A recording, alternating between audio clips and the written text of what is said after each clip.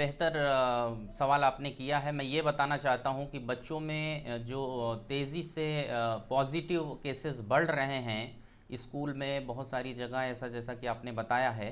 तो मैं ये बताना चाहता हूँ कि इसमें बच्चों की सबसे बड़ी चीज़ ये है कि इम्यूनिटी लो रहती है। अगर ये लोग बाहर की बहुत सारी चीज़ें जो है क्रीम बिस्किट हो गया और जो है फास्ट फूड हो गया, जंक फूड हो गया, चिप्स हो गई, बहुत सी ऐसी चीज़ है जो बाहर से बच्चे ले करके खाते हैं। उसमें जाहिर है कि आप लोगों को मालूम है कि प्रिजर्वेटिव मिक्स हुआ होता है, और वो आजकल बहुत आम बात हो गई है कि बच्चे कहीं भी जाते हैं वो खाते ही खाते हैं।